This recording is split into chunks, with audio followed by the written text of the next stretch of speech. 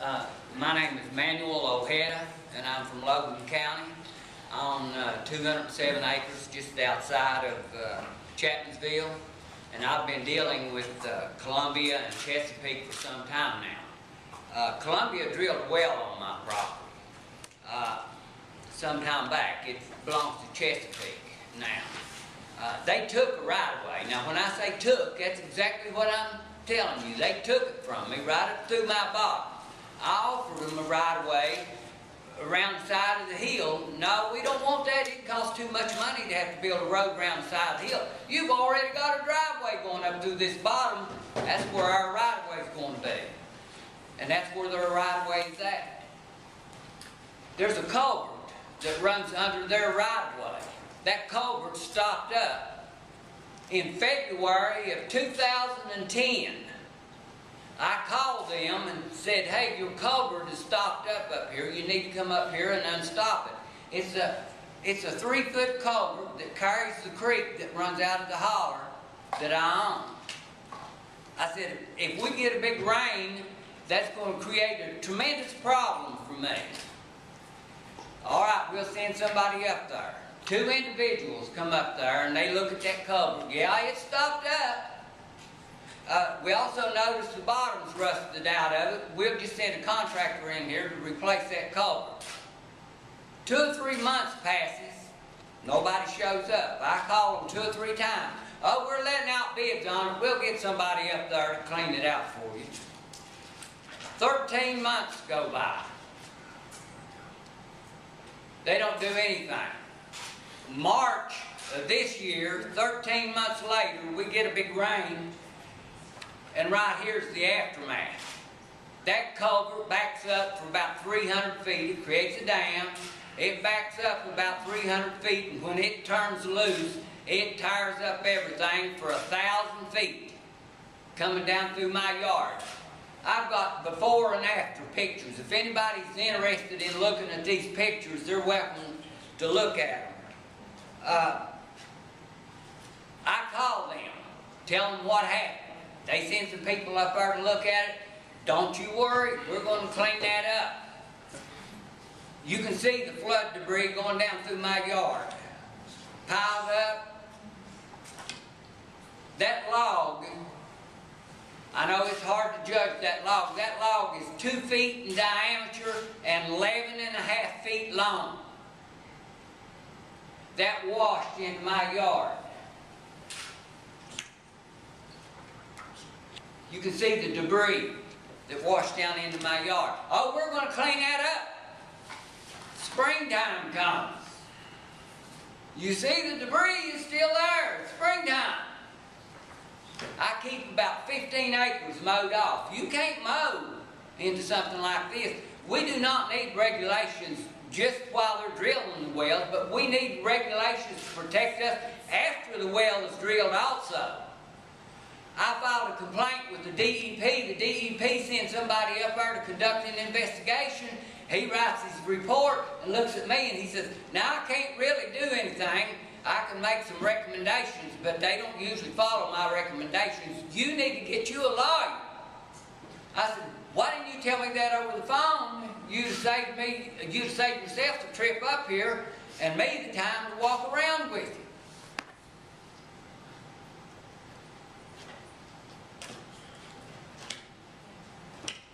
Anybody that wants to look at these pictures is welcome to do so. You see that waterfall that steps down? I cemented that in there myself. It took a lot of time and a lot of effort. I hauled those rocks down off the hill and I cemented that waterfall in there because it's beautiful, because it looks good, because my grandkids love to walk up and down that holler and play in that water.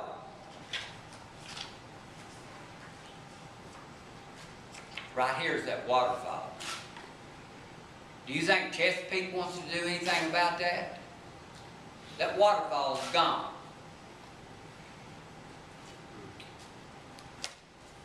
When the creek finally returned to the creek bed, as it come back over the bank and fell down into the creek, the waterfall dug the creek bank out 2 foot deeper than what it was prior to this dam breaking loose.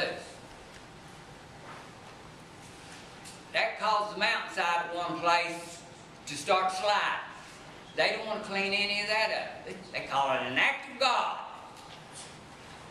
That didn't have anything to do with us. They come up there with a big backhoe and done a little bit of work and then pulled out of there on a day that I was gone and said, that's it, we're not going to do anything else. I called them 2 or 3 different times. They finally got tired of me calling them, and they give me a number of some individual that's in an office in Oklahoma. Don't call us anymore. We've done all we can do. If you've got a problem, you need to call this guy in Oklahoma. An individual that has never been on my property, has never seen my property, has no idea what took place up there. I'm supposed to call him. Anybody that's in here that's a landowner, you better think twice before you sign anything with Chesapeake or any other of these oil and gas companies, because there's no rules and regulations in place right now. They do what they want to do and nothing more.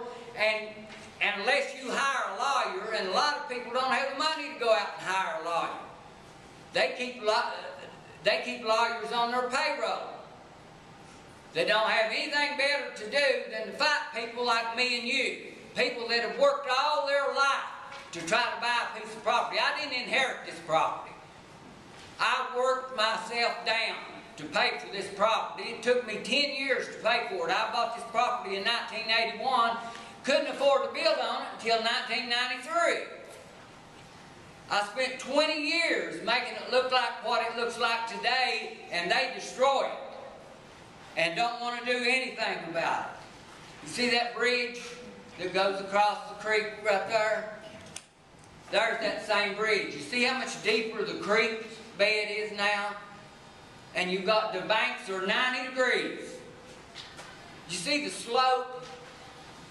Less than a 45-degree angle on them banks in that picture there. That's the same bridge, that's the same picture, but look at the difference. They don't want to do anything about that. Now, this winter, when you get in the freeze and thaw cycle, those banks are going to start caving in. But I'm supposed to fix that bank.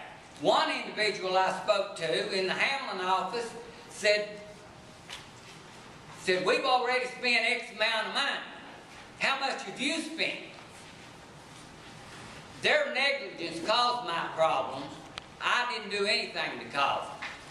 I'm sorry I took up your time. I read about this meeting in the paper today.